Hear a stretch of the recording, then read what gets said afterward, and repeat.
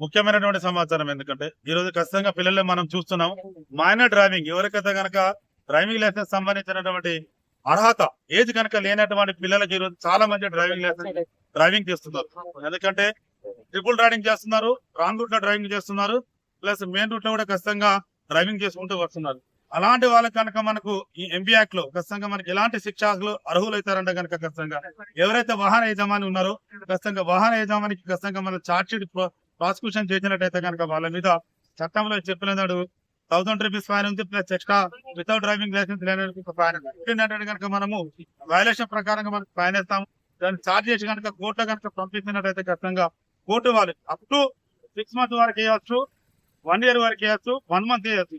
దీనిలో up to అనేది ఏదైతే 1 month నుంచి 1 year వరకు ఏదైతే ఉందో ఎవరైతే డ్రైవింగ్ లైసెన్స్ హోల్డర్ వాహనదారుడు ఎవరైతే యజమాని ఉన్నారో ఆ యజమాని మీద ఖచ్చితంగా కోర్టు వాళ్ళు మనకు ప్రాసిక్యూషన్ చేయాల్సిన శిక్షాదారులు ఉంటారు.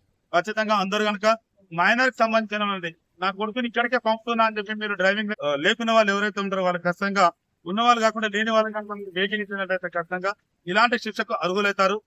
తస్మాత్ జాగ్రత్త. మా కరీంనగర్ ట్రాఫిక్ పోలీస్ విభాగానికి తెలియజేస్తాం. ఖచ్చితంగా స్పెషల్ డ్రైవ్లు ఉంటాయి. ఈ డ్రైవ్లలో కనుక దొరికినట్టయితే ఖచ్చితంగా ప్రాసిక్యూషన్ చేసేటువంటి అవకాశం ఉన్నది. ఈసారి దీని గురించి మీరు తప్పించుకోవాలంటే తల్లిదండ్రులు దీని మీద అవేర్నెస్ కలిగి ఉండండి. ఎన్నో అవేర్నెస్ మేము ఇస్తున్నాం. ఈ ద్వారా మళ్ళీ మేము అవేర్నెస్ ఇస్తున్నాం. ఈసారి కనుక దొరికినట్టయితే ఖచ్చితంగా గుర్తించుకోండి.